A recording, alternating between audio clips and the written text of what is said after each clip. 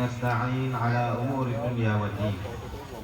اللهم صل وسلم وبارك على سيدنا وحبيبنا ومولانا محمد وعلى آله وصحبه أجمعين. اللهم افتح علينا حكمتك وانشر علينا من خزائن رحمتك يا أرحم الراحمين. آمين اللهم آمين. سبحانك لا علم لنا إلا ما علمتنا إنك أنت العليم الحكيم. Amma ba'd. Saya hormati, saya kasihi pengurusi ataupun pengacara majlis, barisan para habaib yang ada, para asatidzah, tuan-tuan imam, ketua-ketua masyarakat, sahabat kami, ayahanda kami, Tok Zul, ketua kampung, pemain-pemain hadrah qasidah, ibu-ibu, ayah-ayah, hadirin hadirat, yang moga-moga mudah-mudahan sampai kita kembali ke rahmat Allah Ta'ala, keadaan kita membahagia dan menggembirakan hati kekasih Allah Nabi Muhammad sallallahu alaihi wa ala alihi wasallam. Hadirin hadirat, ibu-ibu, ayah-ayah, mari kita bersyukur banyak-banyak kepada Allah. Kita sama-sama senantiasa mengucap kalimat Alhamdulillah. Alhamdulillah kerana hari ini kita dapat duduk bersama dengan saudara-saudara kita yang mencintai Nabi Muhammad SAW. Alhamdulillah sampai hari ini Allah Ta'ala anugerahkan hati kita kasih dan cinta kepada Nabi Muhammad sallallahu alaihi wasallam.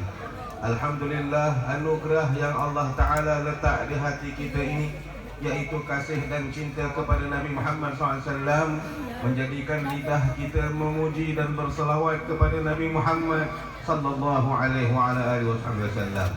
Alhamdulillah, hati yang Allah Ta'ala anugerahkan cinta dan kasih sehingga lidah kita berselawat, menjadikan telinga kita pada malam ini banyak mendengar pujian dan selawat kepada Nabi Muhammad sallallahu alaihi wasallam. Alhamdulillah, selawat kita, perkumpulan kita, keringat kita, panas kita, semuanya ini tidak akan disia-siakan oleh Allah kerana kita berkumpul, kerana kita berpanas, kerana kita berhimpun, kerana kita bergembira hari ini untuk Nabi Muhammad sallallahu alaihi wasallam. Perhimpunan dengan tujuan untuk meraihkan Nabi Muhammad, perhimpunan dengan tujuan untuk memuliakan Nabi Muhammad, perhimpunan dengan tujuan untuk mengagungkan Nabi Muhammad, perhimpunan dengan tujuan untuk mengangkat nama dan kedudukan Nabi Muhammad sallallahu alaihi wasallam adalah perhimpunan yang mengikut titah perintah Allah Subhanahu wa taala, yang memerintahkan kita dan yang menjalankan perintah untuk mengangkat nama Nabi Muhammad, untuk mengagungkan Nabi Muhammad, untuk memuliakan Nabi Muhammad. Itu adalah Allah Subhanahu wa taala.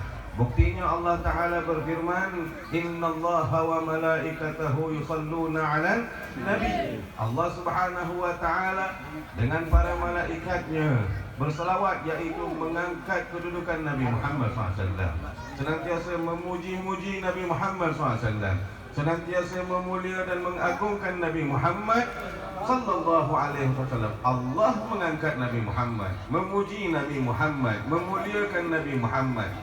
Bukan sahaja Allah itu mengangkat nama Nabi Muhammad, memuji dan memuliakan Nabi Muhammad, bahkan Allah memerintahkan orang-orang yang beriman. Alhamdulillah kerana Allah Ta'ala pilih kita dan anugerahkan kita iman. Dengan iman ini kita duduk dalam keadaan menjalankan titah perintah Allah, kerana Allah memerintahkan sallu alaihi wa sallimu taslima.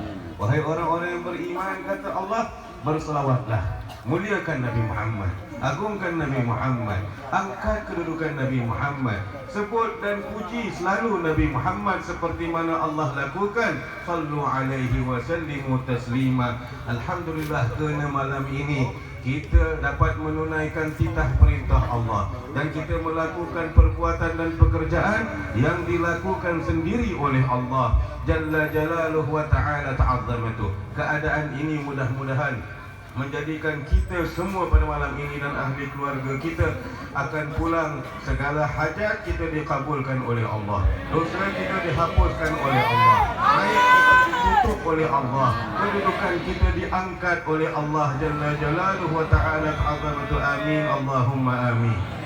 Hadirin hadirat, ibu-ibu, ayah-ayah yang dimuliakan Allah, kerana waktu saya ni kena pada pukul 10 malam, jadi saya tak bercadang nak panjang. Saya ikut macam saya punya ayah Tok Zul, tak panjang-panjang. Pukul 1 saya janji kita berhenti, boleh? Amin. Tunggu sendiri, tak ada siapa nak tunggu sampai pukul 1 kat sini. Hadirin hadirat, ibu-ibu, ayah-ayah yang dimuliakan Allah, setiap perbuatan, setiap keadaan, setiap tempat yang terkait ataupun dikaitkan dengan Nabi Muhammad SAW, maka perbuatan itu, tempat itu dan waktu itu pasti mendapat kemuliaan oleh Allah Subhanahu wa Ta'ala. Kita ambil contoh tempat Makkah menjadi mulia sebab apa? Sebab Allah Ta'ala sebut la uqsimu bihadzal balad wa anta hillum bihadzal balad. Makkah ini menjadi bumi yang sangat mulia, dan antara bumi Allah Ta'ala, tempat yang paling afdal yang Allah Ta'ala cipta kat dunia, kerana Nabi Muhammad, Allah kata anta hillum bihadzal balad, kerana di situ ada siapa? Ada Nabi Muhammad SAW. Di situ bumi lahirnya siapa? Lahirnya Nabi Muhammad sallallahu alaihi wasallam. Madinatul Munawwarah, sebelum ini kita kenal nama dia apa? Yathrib. Semasa Madinah ini disebut dengan nama Yathrib, tak ada orang Arab nak masuk Yathrib, kerana Yathrib ini dikenali dengan kota yang mendatangkan balak ataupun wabak. Sesiapa sahaja masuk Yathrib, potensi untuk dia selamat 30% ataupun 20%. Kebanyakan orang dulu masuk Yathrib, mereka tak keluar dah, mati terus di Yathrib. Antara orang yang meninggal dunia di Yathrib siapa? Ayahnya Nabi Muhammad SAW, Sayyidina Abdullah bin Abdul Muttalib radhiyallahu ta'ala anhu. Ayahnya Nabi ini, waktu Nabi dalam kandungan ibunya, dia ke Yathrib, kemudian nak meniaga. Sampai di Yathrib, dia jatuh sakit, terkena wabak dalam kota Yathrib dan meninggal dunia dan dimakamkan di Yathrib. Yang kedua, ibunda Nabi Muhammad SAW, Sayyidah Aminah radhiyallahu anha. Waktu Nabi kecil, Nabi ini dibawa oleh ibundanya untuk menziarahi ayahnya, kubur ayah dia dekat Yathrib. Kerana Nabi dari lahir tak duduk dengan bondanya kan. Nabi duduk di kampung Bani Sa'ad, dipelihara, diasuh, disusukan oleh Sayyidah Halimah Sa'diyah radhiyallahu ta'ala anha wa ardaha. Kemudian bila Nabi dah kira-kira 4 tahun, 5 tahun, baru Nabi balik ke pangkuan ibundanya Siti Aminah radhiyallahu anha. Maka Nabi ketika berumur lebih kurang 7-8 tahun, Siti Aminah ini, bunda Nabi, bawa Nabi ke Yathrib untuk ziarah kubur ayahanda Nabi Muhammad SAW. Sampai Yathrib, selesai menziarahi makam ayahanda Nabi SAW, ibunda Nabi ini jatuh sakit. Kerana wabak dalam kota Yathrib itu masih ada. Sakit sehingga tak sempat sampai ke Makkah. Keluar sikit dari Madinah, sampai di Abwa, makin melarat sakit bunda Nabi sehingga meninggal dunia dan dikuburkan di Abwa berdekatan dengan Yathrib ataupun sekarang disebut sebagai kota Madinatul Munawwarah. Dan Madinatul Munawwarah hari ini jadi mulia. Masjid itu kita solat ratusan kali ganda lebih baik daripada masjid-masjid yang ada kat bumi ini. Kerana apa? Kerana di situ ada Nabi Muhammad sallallahu alaihi wasallam. Dulu kota Yathrib ataupun Madinatul Munawwarah ini ada satu pintu, ada satu lorong.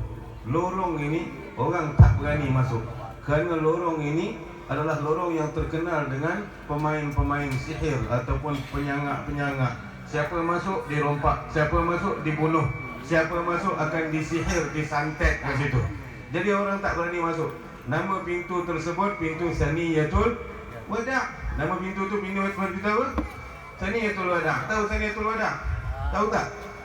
Kalau nak tahu kita sama-sama sebut. Tala'al badru 'alaina min saniyatil wada' wajaba syukru 'alaina ma da'a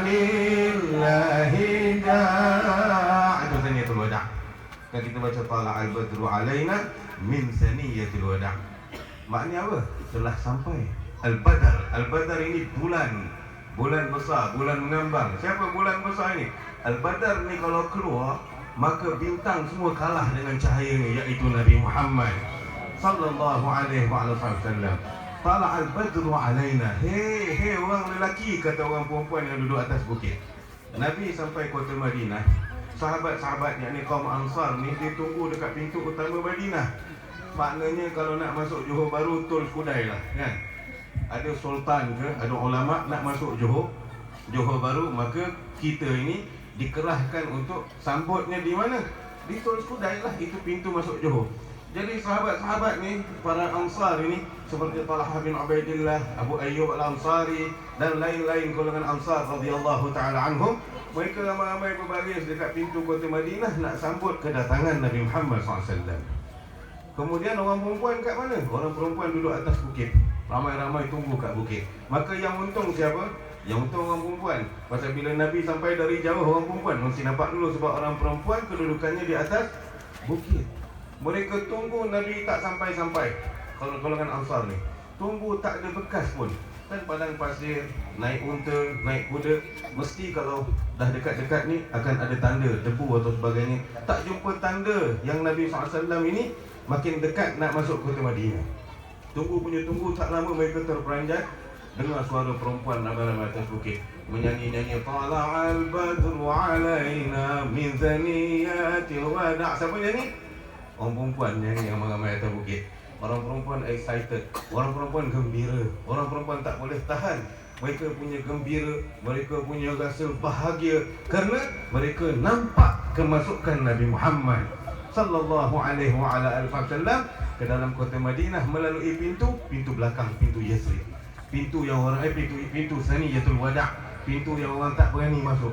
Maka bila orang perempuan beritahu, baru golongan-golongan lelaki ni berlari-lari nak sambut Nabi ke pintu Saniyatul Wada'. Hari ini Saniyatul Wada', yang dulunya nama dia kotor, orang tak mau masuk pintu tu, hari ini Saniyatul Wada' ini melahirkan golongan-golongan yang mereka punya jasa sehingga kita dapat Islam hari ini, iaitu sahabat Nabi Muhammad sallallahu alaihi wasallam radhiyallahu taala anhum ajma'in.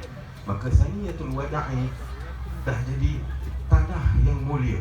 Kita ambil ni tanah-tanah ni daripada Saniyatul Wada' sampai seluruh Madinah untuk kita jadi ubat. Kalau kita kena sakit, kita jadikan ubat, maka disembuhkan oleh Allah Subhanahu wa taala. Kerana bumi Madinah itu tanah, setiap inci tanah dipijak oleh Nabi Muhammad sallallahu alaihi wasallam.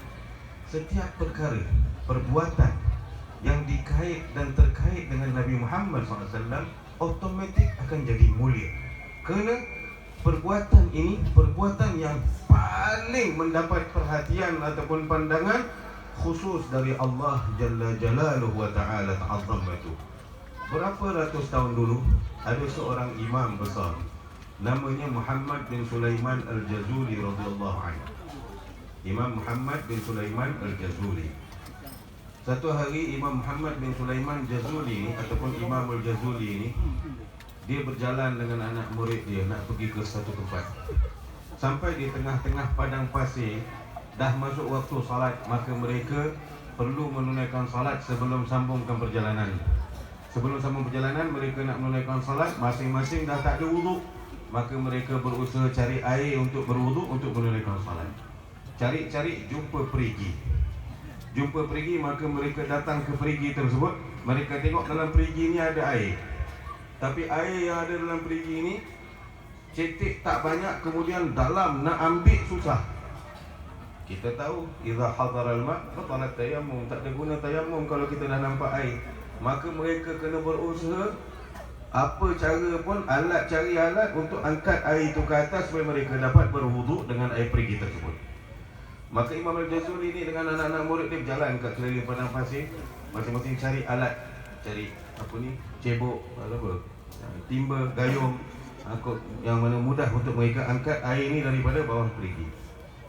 Tengah cari alat untuk dapatkan air ini, Imam Al-Jazuli ini terserempak dengan seorang kanak-kanak perempuan. Seorang kanak-kanak perempuan. Kanak-kanak perempuan ni ramah, Masya Allah. Dia tegur Imam Al-Jazuli.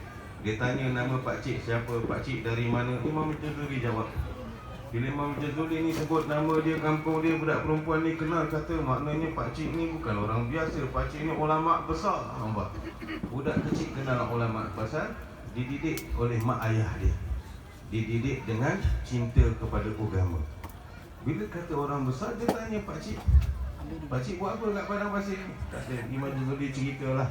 Dia nak pergi ke satu tempat, sekarang dia nak berwuduk, nak pergi ke perigi, nak cari alat untuk angkat air dalam perigi ni. Mana perigi tu? Maka tunjuk Imam Jazuli. Budak perempuan ni pergi kat perigi tu, dia ludah dalam perigi tu. Budak perempuan ini, dia ludah dalam perigi tu. Mesti ramai kata saya buat cerita kan? Tak apa, ini cerita, dicerita mutawatir oleh para ulama. Pasal Imam Al-Jazuli ni imam besar, bukan imam surau, tapi imam besar. Makna panutan ahlu sunnah wal jamaah. Dia ludah dalam perigi itu. Apa yang membuat Imam Al-Jazuli ni kagum ataupun terkejut? Kerana bila budak perempuan ni lepas dia ludah, air perigi ni membuat-buat naik banyak sampai mereka semua boleh guna perigi itu untuk berwuduk dan menunaikan salat. Maka kagum Imam Al-Jazuli, kata dahsyat budak perempuan ni. Apa amalan dia? Dia tanya dengan budak perempuan tu, apa amalan kamu sampai Allah Ta'ala anugerahkan karamah, kemuliaan yang luar biasa ni? Kata budak ni tak ada apa-apa dari kecil. Ayah dia ataupun ibu dia hanya didik dia selalu berselawat kepada Nabi Muhammad sallallahu alaihi wasallam. Makna budak perempuan ni, mak bapak dia hanya didik dia dari kecil, kenalkan dia kepada Allah dan Nabi, muliakan Nabi dengan selalu ingat Nabi dengan cara berselawat dekat Nabi Muhammad SAW. Kerana budak ni dah beramal dari kecil dengan selawat kepada Nabi Muhammad SAW, maka tak ada benda dalam dunia ni yang dipandang susah oleh kita jadi susah oleh orang-orang macam ni. Semuanya dimudahkan oleh Allah Jalla Jalaluhu wa Ta'ala ta'azzamatu. Kerana itu, kerana Imam Al-Jazuli ni kagum dengan budak perempuan ni, maka dia pasang azam dan nazar. Apa dia pasang? Dia kata mulai hari itu dia nak karang kitab, nak karang selawat, nak bodek Nabi SAW, nak buat selawat yang mana selawat ini boleh jadi panduan, boleh digunakan oleh golongan selepasnya, makna golongan macam kita ni, supaya jadi wirid mereka untuk selalu sebut dan ingat Nabi Muhammad SAW. Nak cari jalan untuk ambil perhatian Nabi supaya orang akan datang lebih mencintai dan selalu menyebut dan mengingat Nabi SAW. Maka dikarang kitab. Kejut. Maka dikarang kitab Imam Al-Jazuli ini, nama kitabnya Dalailul Khairat. Dalailul Khairat ini dia susun selawat per hari. Macam hari Isnin sampai hari Isnin balik, maka Isnin selawat dia sekian dengan doanya. Hari Selasa selawat dia sekian dengan doanya. Makna setiap hari lain-lain selawat kepada Nabi Muhammad sallallahu alaihi wasallam. Dan dalam itu juga dikumpulkan keseluruhan nama-nama Nabi Muhammad sallallahu alaihi wasallam dan para alim ulama arifin billah. Kebanyakan daripada mereka ini memberi penyaksian, makna memberi kenyataan yang mana mereka bila ditanya dengan amal apa sehingga mereka dapat kemuliaan dari Allah, maksudnya sehingga mereka dilantik jadi wali. Makna para wali-wali ini banyak mengaku mereka dapat jadi wali sebab istiqamah beramal dengan wirid ataupun salawat daripada Al-Imamul Jazuli, kitab Dalailul Khairat. Dulu di Batu Pahat ada satu waliullah, Al-Habib Ali bin Ja'far Al-Aidarus. Al-Habib Ali bin Ja'far Al-Aidarus ni banyak kali juga, kebetulan bila saya ada ziarah, bila datang orang pondok ke orang-orang tarikat, mereka minta amalan ataupun ijazah kepada Habib Ali bin Ja'far Al-Aidarus ini, maka Habib Ali, kebiasaan yang saya dengar, dia suruh beramal dengan wirid Al-Imamul Jazuli, salawat yang dikarang kitab ini, iaitu Dalailul Khairat oleh Imamul Jazuli radhiyallahu anhu. Nampak perbuatan yang boleh menjadikan kita mulia tak ada, kecuali banyak bersalawat kepada Nabi Muhammad SAW. Banyak bersalawat ini maknanya perbuatan ini terkait dengan Nabi Muhammad sallallahu alaihi wasallam. Banyak lagi. Dulu ada 3 imam yang saya ingat nama seorang dia, Al-Imam Abu Sheikh. Ini ulama-ulama muhaddis, ulama-ulama hadis. Imam Abu Sheikh salah seorangnya. Ketiga-tiga imam ini, imam besar ni, imam Ahlus Sunnah wal Jamaah ni, mereka ni pergi Madinah. Sampai Madinah, keadaan mereka lapar. Mereka lapar sekali. Dan mereka dah habis bekal. Duit tak ada, bekal tak ada, perut dah tak tahan lapar. Ketika tiga-tiganya ni masing-masing tak ada duit nak makan, tak ada makanan, tak ada bekal dan terlalu lapar, apa mereka buat? Mereka kata, jom kita ke makam Nabi Muhammad SAW. Mereka pergi mana? Mereka pergi kubur ataupun makam Nabi Muhammad SAW. Waktu itu mereka ini lapar. Sampai di makam Nabi, ketiga-tiganya ni buat apa? Ketiga-tiganya ni minta makan kat Nabi SAW. Bukan mengadu je. Kalau mengadu, okeylah, mengadu dengan Nabi lapar. Ini terus minta makan dekat makam Nabi. Nabi dah meninggal ni, dia minta makan. Bukan Nabi hidup ni, Nabi dah wafat. Di kubur Nabi, ketiga-tiga ni. Imam Abu Syekh, salah seorangnya kalau tak silap, Imam Ibnul Muqri ada bersama dengannya. Ketiga-tiga minta makan kepada Nabi Muhammad SAW. Lepas minta makan, kerana tak tahan terlalu lapar, ketiga-tiganya tertidur di makamnya Nabi Muhammad SAW. Tertidur di situ sebab terlalu lapar. Tak berapa lama mereka tidur, datang satu hamba Allah. Datang seorang hamba Allah, kejut tiga-tiga imam ni, bangun tidur. Maka bangun ketiga-tiga imam ni, dikejutkan oleh seorang hamba Allah. Dikejut buat apa? Dia tanya, awak imam sekian, nama awak syekh sekian, betul, tiga-tiga ni nama betul. Kalau begitu mari ke rumah, saya dah siapkan makanan, siapkan jamuan. Masya Allah, minta dengan Nabi, tertidur dapat. Mereka pun terkejut, wow, makbul, terus minta dekat Nabi Muhammad SAW. Makanlah mereka kan, makan. Pergi rumah fulan ini, makan sekenyang-kenyang ni. Orang ni pun buat jamuan macam buat maulid Nabi, macam buat kenduri. Tak silap, kalau tak silap, kalau saya ingin, saya ada dalam dunia, rasa lebih banyak pada ni mungkin kan. Kita tak ada dalam cerita tu. Maka dijamu, makan puas-puas ketiga imam yang kelaparan ini. Dah selesai makan, maka mereka bersilaturahim, tanya sama sendiri. Tiga-tiga syekh ini tanya dengan tuan rumah ni nama. Rupa-rupanya tuan rumah ni salah seorang cucu Nabi SAW, seorang sayyid. Apa berlaku? Sayyid ini ada masalah. Dia ada masalah. Kemudian dia tak ada jalan, buntu jalan keluar daripada masalah hutang. Maka tak ada jalan lain. Dia malamnya menangis-nangis, bermunajat kepada Allah dan bersalawat, bertawassul kepada Nabi Muhammad SAW. Bertawassul kepada Nabi Muhammad SAW, kepada datuknya. Kemudian dalam keadaan begitu, penat, bermunajat, menangis, bertawassul, bersalawat, dia tertidur. Sayyid ini dalam tidur, dia mimpi Nabi Muhammad SAW. Nabi datang singgah dalam tidur dia. Nabi tengok cucu dia ni yang dalam masalah. Kemudian pendek diringkaskan cerita, Nabi cakap apa? Nabi beritahu, kalau nak masalah ini dilapangkan oleh Allah, diangkat oleh Allah, pergi perhati, ada 3 orang kekasih aku, makna ulama aku tu, 3 orang dekat kubur dekat masjid Nabi. Mereka dalam keadaan kelaparan. Siapkan makanan untuk mereka, kenyangkan mereka, insya-Allah masalah itu akan diangkat oleh Allah Subhanahu wa taala. Sebab tu dia buat jamuan-jamu. Alhamdulillah pulang ketiga-tiga syekh ini dalam keadaan kenyang setelah berjaya dikabulkan oleh Allah, kerana mereka kaitkan urusan dunia ini juga minta kepada Nabi Muhammad sallallahu alaihi wa ala alihi wa sahbihi wasallam. Dan sayyid yang jamu makan ni pun diselesaikan masalahnya oleh Allah Subhanahu wa taala. Tidak akan disia-siakan Allah, bahkan akan dimuliakan Allah bila kita buat sesuatu dan sesuatu itu terkait dengan Nabi Muhammad sallallahu alaihi wasallam. Waktu yang dikaitkan dengan Nabi Muhammad SAW adalah waktu yang menjadikan banyak hamba-hamba Allah Ta'ala diangkat menjadi para awliya. Kata Al-Imam Ali bin Muhammad bin Husain Al-Habsyi, tempat paling sesuai, tempat paling tepat untuk pendosa meluahkan ataupun menyatakan taubatnya kepada Allah. Kita ni taubat, tapi Allah Ta'ala uji kita dalam dunia.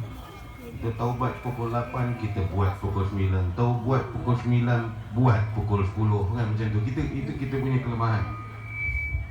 Maka tempat paling tepat, maknanya taubat yang akan Allah Ta'ala anugerahkan, taubat nasuha, Mana taubat ini Allah jaga, Allah terima, Allah jaga, Allah pimpin lagi kita. Tempat macam mana? Tempat suasana waktu memuliakan Nabi Muhammad SAW, iaitu kebanyakan majlis maulidun Nabi, majlis-majlis yang mendengar cerita tentang Nabi, mendengar pujian-pujian tentang Nabi, akan mengangkat kedudukan orang ini daripada ahli maksiat menjadi orang yang taat, bahkan menjadi bintang dalam agama Allah Ta'ala. Last cerita, boleh? Boleh? Tuan boleh last tuan? Okey, kalau kita dapat kebenaran, pegawai keselamatan, kita teruskan. Last cerita. Zaman sebelum nama Imamul Bukhari ni jadi besar, sebelum nama Imam Bukhari ni naik jadi ulama besar, ada satu sosok tu bola tokoh ni dikenali dengan namanya Al-Qa'nabi. Ingat cerita ni, namanya Al-Qa'nabi. Ingat betul-betul, sebab kalau kita nak majlis ni berkah, malaikat pun nak tak lari. Saya minta tolong, kalau tak tahan sangat nak isap rokok, jangan isap di tengah-tengah ni, pergi sana. Isap rokok di sini tak ada kebaikan, malaikat tak suka buat isap rokok. Kita buat majlis maulid Nabi ni, kita nak malaikat hadir. Yang hadir ni, kita tengok kiri kanan kita, ada ibu-ibu kesian terseksa nak isap rokok, ada kanak-kanak ni kan. Kita zalim, kita tak tahan, kita jangan zalim ke orang lain. Kita keluar sekejap kat sana, belakang hutan ke mana, Saya nampak asap rokok, kalau asap bukhur tak apa. Jadi rugi kita buat majlis maulid, kita halau malaikat. Buat apa buat majlis maulid? Kita sebut Allah, sebut Nabi, sebab nak malaikat ada dengan kita. Kalau tak nak malaikat, kita buat dangdut, mungkin kita halau malaikat. Ini salawat, ini majlis besar, ini majlis mulia. Majlis mulia. Kita kalau hormat seseorang, kita tak akan buat kelakuan buruk pada seseorang juga. Jadi tunjuk hormat kita kat Nabi. Tak perlu hormat kami, hormat Nabi. Sebab ni bukan majlis haji tawaduk, bukan majlis kumpulan. Ini majlis Nabi Muhammad SAW. Dalam majlis ni tak ada siapa besar. Kerana di majlis Nabi, VIP dia siapa? Nabi Muhammad SAW. Akhlak buruk, suruh jangan buat Nabi malu dengan umatnya yang berkelakuan buruk. Kerana merokok dalam akhlak tak baik dalam majlis. Bukan tak bagi, tak tahan, bangun sekejap belakang pokok tebu tu ke kan, pergi belakang, jangan kacau orang lain. Ada orang wanita, ada kanak-kanak yang boleh jadi penyakit dengan asap rokok. Ada jin ni, kalau jin sepak kita malam ni kan, kata rimas je ni jin Islam ni kan. Ada malaikat dia suka bau wangi, dia tak suka bau-bau rokok, bau bawang semua tak suka. Jadi kita hormat. Kalau tak nak hormat saya penceramah, hormat makhluk-makhluk Allah yang mulia macam malaikat ni juga. Tolong tahan sikit daripada merokok di tengah-tengah majlis. Ini bukan akhlak yang baik. Saya mohon sangat minta ubah. Jangan ikut. Tak kira lah kiai buat, kiai tu benda tak elok, jangan ikut. Mesti kita kata kiai boleh, kiai kata boleh. Nabi tak merokok dalam majlis, sahabat tak merokok dalam majlis, ulama tak merokok dalam majlis. Kiai alim mana pun kalau dia merokok, ikut ilmunya, jangan ikut rokoknya. Kita ikut rokok dia, yang lain tak nak ikut. Ini masalah. Saya cerita balik. Tokoh ini namanya Al-Qa'nabi. Qa'nabi ini dulu asalnya orang fasik, orang nakal, kuat minum arak dia. Dia kuat minum arak. Maknanya pakcik yang ada ni tak teruk rokok je, ni lagi dahsyat minum arak. Rokok biasa je kan, makruh kata orang kan. Qa'nabi ini pemabuk yang tegar. Satu hari dia tengah buat persiapan ni, nak jemput kawan-kawan dia, nak buat pesta kat rumah dia, nak mabuk-mabuk ni. Tengah-tengah dia buat persiapan ni, tengah-tengah buat persiapan nak buat pesta mabuk ni, tiba-tiba ada ulama datang. Ada ulama. Maknanya tahu ulama sebab apa? Sebab dulu kalau ulama ni susah nak nampak dia jalan seorang. Orang dulu punya cinta dengan ulama, nampak ulama mereka akan tuntun jalan ramai-ramai, berkat mereka teman, ra'i, duduk, khidmat. Maka bila Qa'nabi tengok ulama ni lalu depan rumah dia, dia rasa limas, dia rasa terganggu. Ini orang tua mana ni, Tok Syekh mana, macam tu lah kan, rasa terganggu. Pasal dia pemabuk. Dia pemabuk ni mana suka tengok kiai ke tok guru ke habib ke syekh, tak suka. Maka dia reject je. Dia tanya, "Oi, siapa orang tua tu?" Maka budak-budak ni orang-orang kampung kata, Kak Nabi jangan kurang ajar. Yang kau herdik-herdik ni ulama." Okey, orang murid-murid. Biasanya murid-murid ni over lebih. Banyak ustaz-ustaz kena tarik tauliah kan. Kena tahan, kena. Kadang bukan pasal ustaz tu, pasal yang menulis kat Facebook ni, yang taksub ni. Sian ustaz-ustaz tu. Yang potong video, orang pun tarik tauliah, tangkap, itu, ini, fitnah, tuhmah, sian. Pasal zaman ni, zaman yang mengiktiraf orang tu alim tak alim, orang awam. Terbalik. Kalau dulu nak tahu alim tak alim, orang ni mesti diakui kealimannya apabila orang alim yang sebut dia alim. Hari ni tak, hari ni orang yang tak pernah belajar cakap ini syekh tulis yang memang iktiraf orang yang tak pernah mengaji. Sudah terbalik, kita hidup satu zaman yang kita pun syok, yang angkat kita orang yang tak tahu hal ehwal pengajian ni.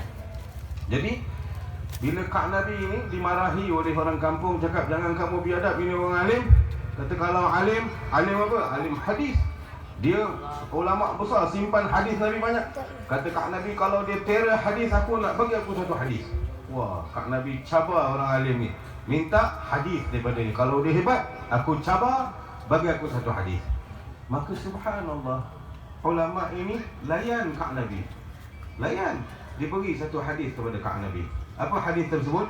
Hadisnya lebih kurang, idza lam tastahi fasna' ma syi'ta, atau kama qala Nabi sallallahu alaihi wasallam. Hadis ni simple je kata. Dia bagi Kak Nabi satu hadis. Hadis dia bunyi, kalau kau tak malu, buatlah ikut suka kau. Kalau kau rasa kau betul, jalan. Mana Nabi SAW punya hadis. Subhanallah, kerana yang bagi hadis ni walaupun simple, yang bagi ni ulama dulu-dulu ni, dia baca hadis bukan macam saya baca. Saya baca hadis nak betulkan, nak cari kebenaran untuk diri. Orang dulu-dulu baca hadis dalam keadaan menta'zim Nabi SAW, menghadirkan Nabi Muhammad SAW. Jadi lidah mereka ni lafaz hadis, maka hadir dalam lidah ini lidah Nabi Muhammad sallallahu alaihi wasallam. Maka Imam Ka'ab Nabi ini bila dapat hadis ini, dia jadi malu, dia menangis, dia jadi insaf taubat sampai dia malu, dia tinggalkan kampung. Dapat hadis satu je, idza lam tastahi fasna' ma syi'ta. Kalau tak malu, buatlah apa kau suka. Subhanallah, hadis biasa je menjadikan dia menangis, takut, berasa berdosa, malu dengan keadaan hidup dia, lari dia tinggalkan kampung bertahun-tahun. Tinggalkan kampung bertahun-tahun Kak Nabi ni. Berapa tahun berlalu, satu hari kampung dia ni diziarahi oleh seorang ulama besar, bintang besar dalam Islam, iaitu Al-Imam Bukhari radhiyallahu anhu. Imam Bukhari masuk kampung ni. Kemudian orang kampung duduk untuk ambil ilmu, dengar mau'izah ataupun majlis ilmu Imam Al-Bukhari. Ketika Imam Bukhari ini sedang meriwayat atau menyampaikan hadis, orang kampung dengar Imam Bukhari ini sebut nama guru dia. Katanya dia ambil hadis ni daripada Abdullah bin Maslamah. Imam Bukhari sebut nama sanad hadisnya ni nama Abdullah bin Maslamah. Orang kampung dengar nama Abdullah bin Maslamah ini, mereka dah mula rasa macam, aku rasa pernah dengar nama Abdullah bin Maslamah ini. Mereka semula dah terfikir-fikir ni, siapa Abdullah bin Maslamah yang disebut oleh Imam Bukhari, bahkan diangkat oleh Imam Bukhari disebut sebagai guru dia.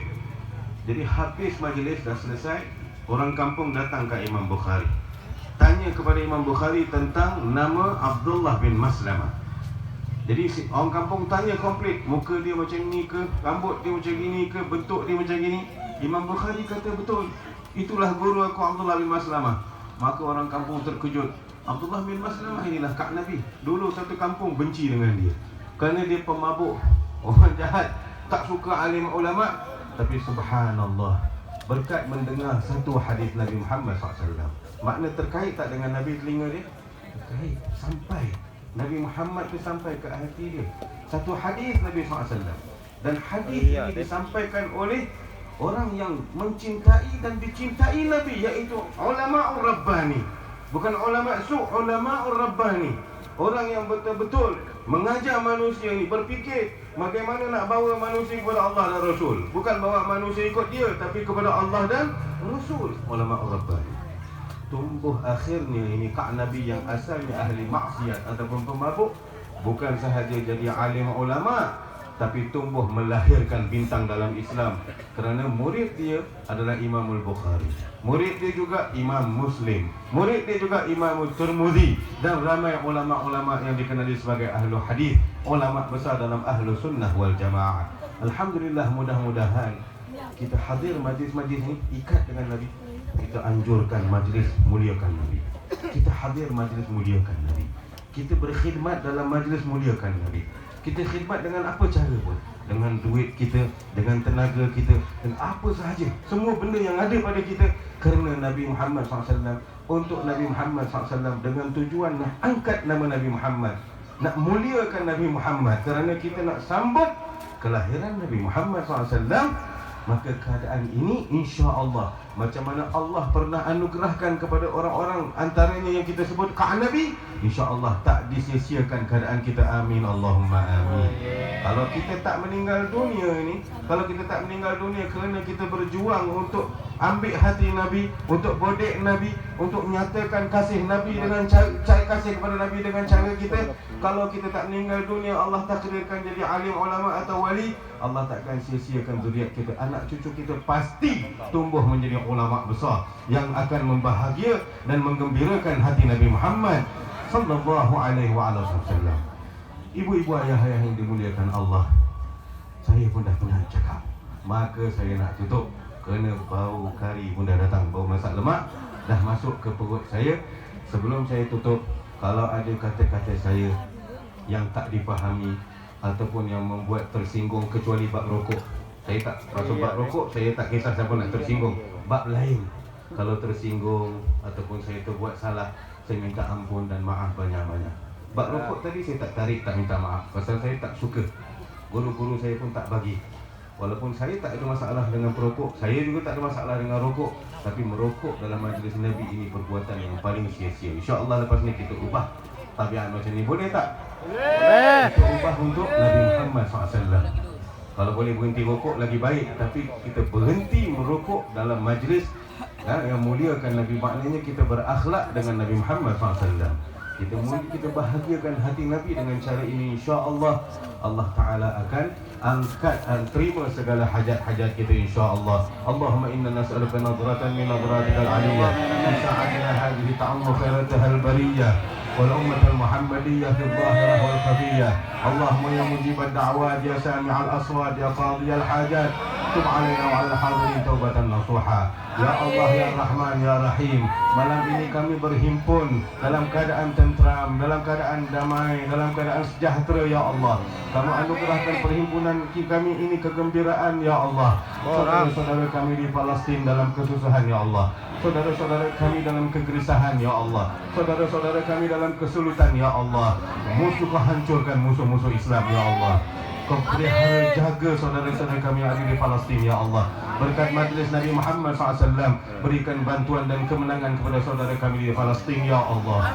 Bagaimana kami dapat bahagia malam ini untuk Nabi-Mu, kami gembira kerana Nabi-Mu, kami dihidangkan dengan makanan yang banyak dan lezat, ya Allah. Ya Allah, kongsikan keadaan kami ini dengan saudara kami yang ada di Palestin, ya Allah. Yang ada di Syria pada malam ini, ya Allah. Yang ada di Yaman, yang sedang ditindas, yang sedang dianiaya, yang sedang disiksa, yang hidup dalam ketakutan, ya Allah. Anak-anak mereka, anak-anak kami, ya Allah. Ya Allah, buang rasa takut dalam jiwa-jiwa mereka, ya Allah. Gantikan ketakutan ini dengan keberanian dan keselamatan dan kekuatan untuk mereka bela agama-Mu, untuk mereka cinta kepadamu, untuk mereka cinta kepada Nabi Muhammad SAW, yang mana yang meninggal dunia di Bedil semalam, ya Allah, anugerah syahid kepada mereka, ya Allah.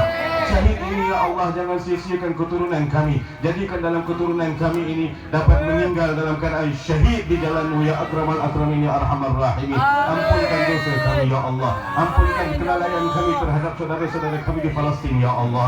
Ampunkan dosa jiran-jiran kami, ya Allah. Ampunkan dosa pemimpin-pemimpin kami, ya Allah. Ampunkan dosa seluruh kaum muslimin yang ada di atas muka bumi ini, ya akramal akramin. Ya Allah, jaga dan tutupkanlah aib-aib kami ya Allah.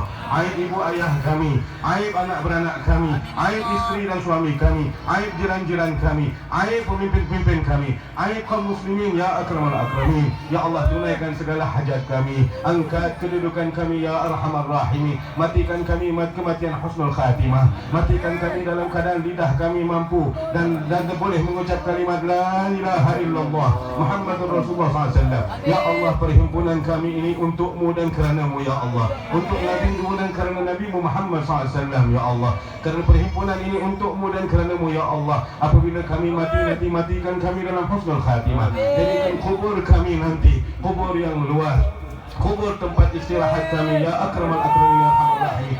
Bangkitkan kami di mahsyar dalam keadaan begini ya Allah, dalam keadaan kami ini dicintai oleh kekasihmu Nabi Muhammad SAW.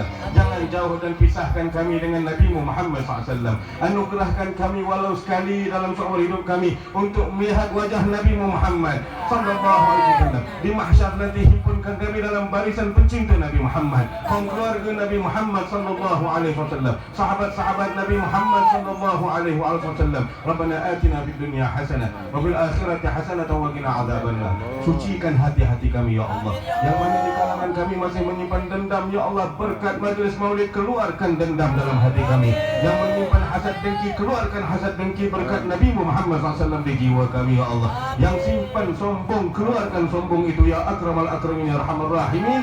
Wa sallallahu ala sayyidina Muhammad wa ala alihi wasallam walhamdulillahi rabbil alamin wal afu minkum wabillahi taufiq wal hidayah. Wassalamu alaikum warahmatullahi wabarakatuh. Waalaikumsalam warahmatullahi wabarakatuh.